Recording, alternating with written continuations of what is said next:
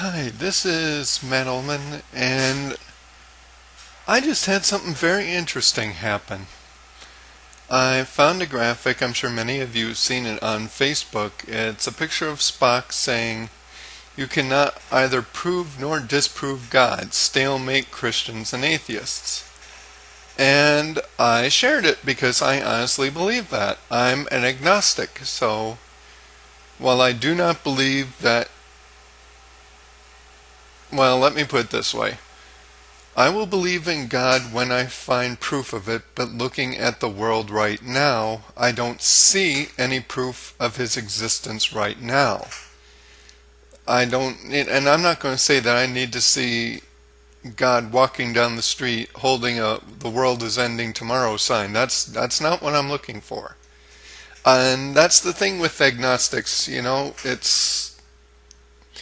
we're looking for proof, but we don't want to limit ourselves as to what people would put as proof. It's one of those "we will know it when we see it" things. Okay? It's not something, it's more of a feeling. It's a version of faith. It's trusting yourself to know it when you see it.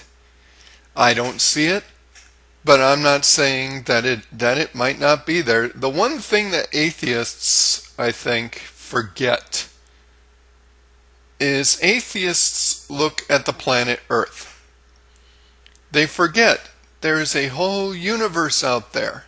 If God, or wherever the concept came from, was from extraterrestrial influence, well then of course we're not going to see him because he isn't here anymore. He's out on Planet 14 or something out there. I say that because I just watched what was it? It was Doctor Who's The Invasion, and that's the planet the Cybermen sighted was Planet 14. But it could be something like that. It's just, there is no way, because of how poorly preserved our history has been in our lifetime, or in the lifetime of the Homo sapiens. We've been around, I think I've heard saying, some people say 300,000 years, others say a million years, whatever. I think our written, I think it's the Babylonians who have the oldest. I want to say that's 5,000 years old. So even 300,000 years. Let's say the Babylonian tablets are 5,000 years old.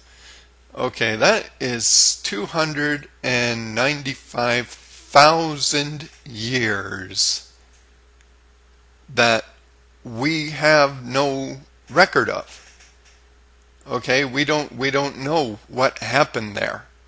Reliably, we don't know. And just because some Homo sapiens that did cave drawings didn't have anybody with a bubble on their head, doesn't mean that elsewhere in the world, where maybe they didn't paint on caves for some reason, that extraterrestrials didn't show up. That's stupid to believe that the absence of proof means that it doesn't exist. That's no. You can't say that. The absence of proof doesn't prove that nothing is there. If it was, the Higgs boson never would have been found. They wouldn't have been looking for it. They had a theory saying it was there, but they had no proof. So they went out and they looked for it, and eventually, I think it was just a couple of weeks ago, they found it after looking for decades for it. Well, if he would come up and showed them this and said, "Hey, look at this. This says Higgs boson."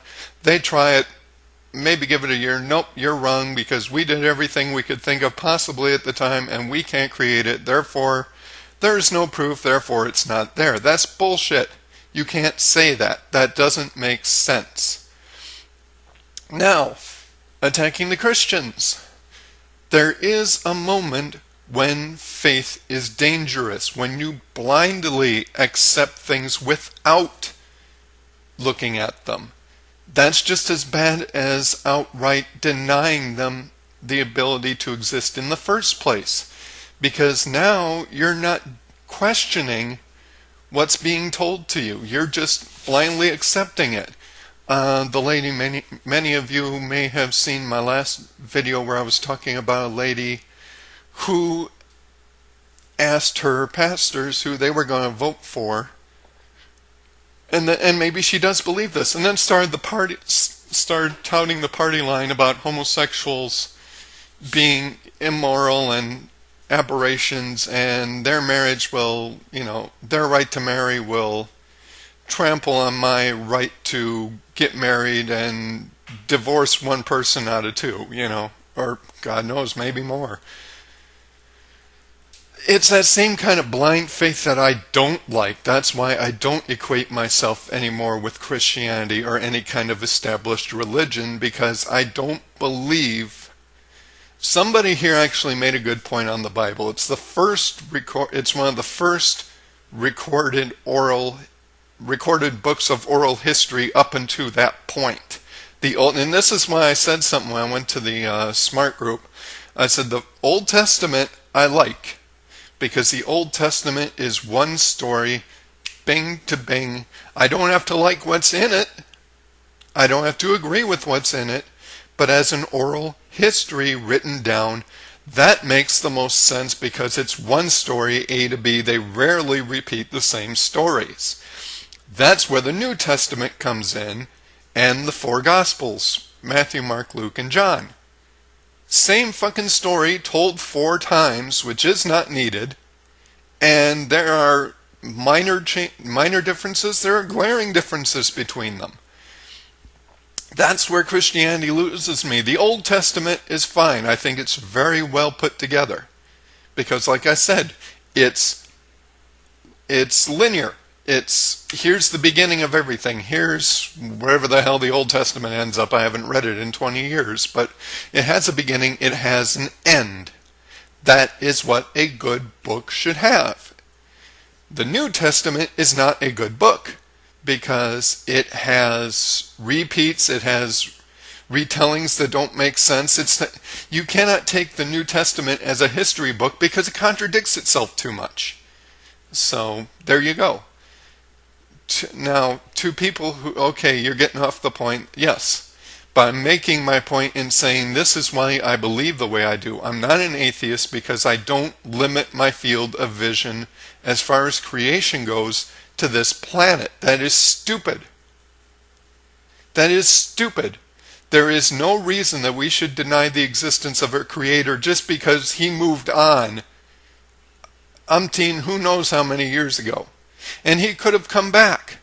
Maybe He came back, He did certain things, He tried certain things out. The last time was the dinosaurs. He came, okay, good, they've got it all going on, everything's balanced. Fuck me, a meteor just undid all my, okay, well now we'll come back, now we'll try humans. And maybe once we, sink or swim, and if we leave the planet, then He'll come back, or she, or it, whatever. I just say him because that's what everybody says. Maybe, we'll say they, maybe they will come back and try again. Maybe it'll be the cockroaches, as everybody jokes, because they can outlive a nuclear blast. Maybe it will be cockroaches that inherit the earth after us. Who knows? Who cares? That's way down the line, I hope. So, my deal is, and this is why it affected me, is the person who said, and I mean they went on a 2-paragraph tirade against me. It's like, okay, good. And this is the thing. It seems like the scarlet letter of religion is A, and that can only stand for atheist. If your religion begins with an A, aside from Abrahamic, but doesn't that tie into just about everything? So, aside from agnostic, there's atheist. But if your religion begins with an A, they don't see the rest of the letters. They assume atheist. And no, I grew up. I love mythology, and this is what I see the Bible as. It is a mythological book. It's no different to me than my D&D Deities and Demigods book. It's the same thing. It's telling me about a point of view from people of that age who ascribed something we didn't, which a lot of people forget, something we were still doing not too long ago, that don't know how things happen, so they say somebody must be doing it because I don't understand it. We've been doing it. In some cases, we still do it. Okay, so there's no problem saying, I don't know what it is, so until I find out, I'm going to use X to describe it, or to describe the source of it, until I can learn more. At least it gives you something to refer to. Okay, and here's something else. I think her name is Zena Jones. I was watching the video for the Insane Clown Posse song Miracles, which has gotten a lot of flack because nobody understands what it is. They're just quick to mock it. The Song of Miracles is a story about the fascination you have with things when you're a child, and how, as you grow up, you tend to take that fascination sometimes for granted, other times you're disgusted with it. The line that gets all the bad press is, fucking magnets, how do they work?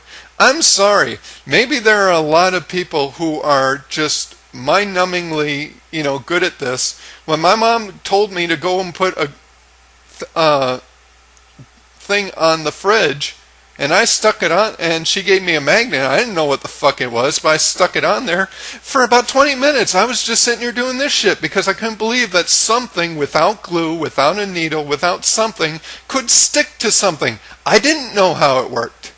Okay? It took me 10 years to figure that out.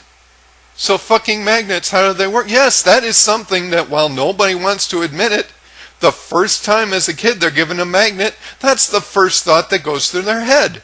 How does this work? It's curiosity. Same thing with a lot of them.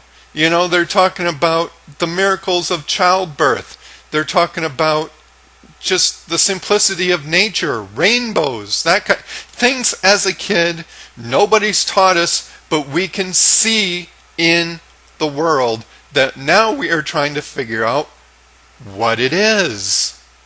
It's the same thing with religion. It's just taking a moment, and since we don't know what it is, we pin something on it. We pin God, we pin Kali, we pin, John Smith, or whatever the fuck the Mormon leader's name was, Mohammed. We pin their influence on it until we learn different. The deal comes when take an atheist / agnostic and an Abrahamic, or whatever the hell the term is. Okay, here's how magnets work. Pole A is attracted to pole B. Bam! That's how magnets work. Positive and negative. That's all it is. Well, agnostic / atheist will say, okay, good. That is explained. It's no longer mythological in nature. I understand. That's good. The Christian will say, well, God must have made it that... Sorry, Christian. Let's just say religious. The religious person will say, God made it that way so that while they do understand, they can keep their faith. That's the difference. That's why I'm agnostic. I know enough in my head to know that God didn't take two stones, rub them together, and smack. There, now they work. I know He didn't do that. That's a natural process. That's magnetism. That's something that's everywhere in the universe. Okay? I can't remember if that's a strong force or a weak force. I can't remember. I think magnetism's a weak force. I think it's a weak force. And gravity is the strong force, I believe.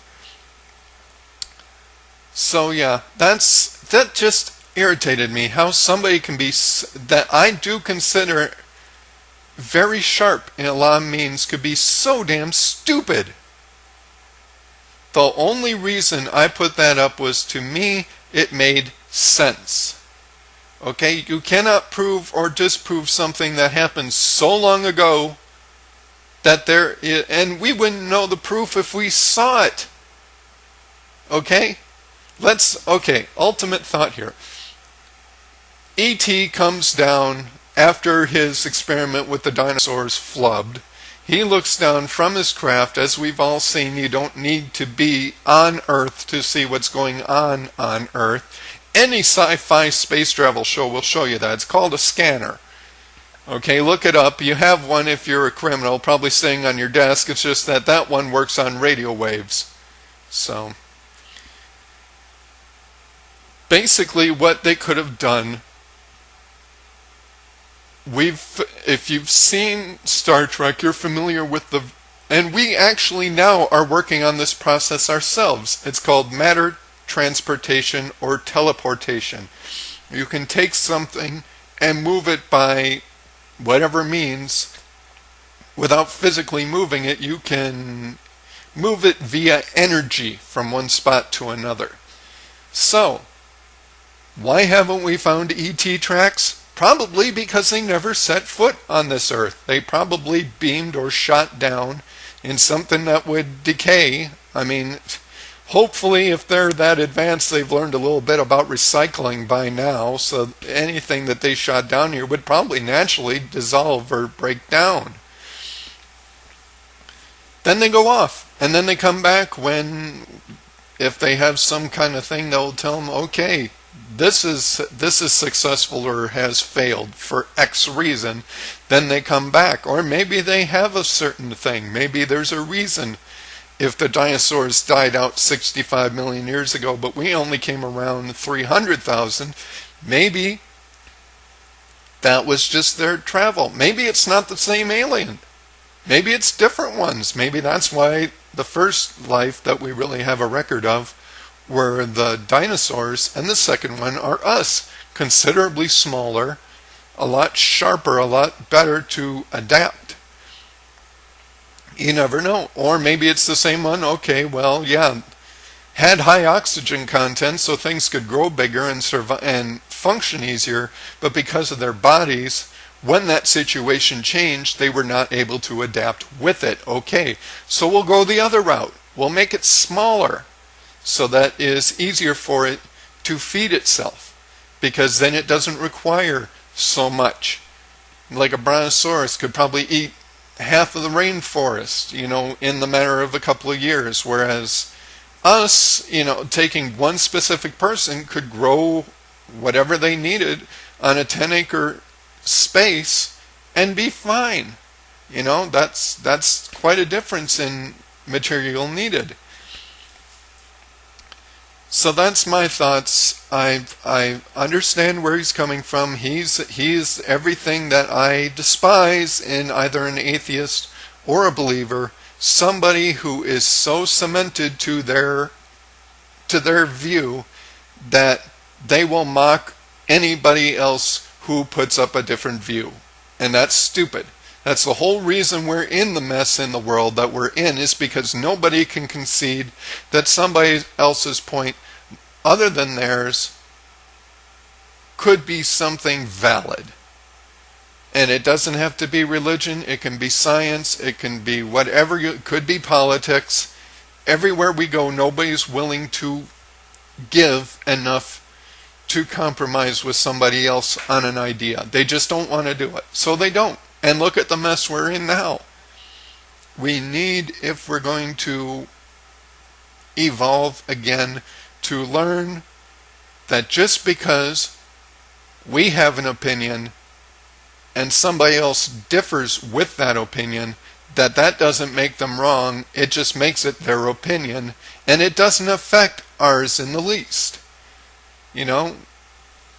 Like I said, the lady who went out bitching and moaning about gay marriage, well, that's her opinion. It didn't change mine. I personally believe in it. I have no reason, in my mind, I can see no reason to deny somebody the happiness that everybody else has. Why? What's the point? What good will come of that?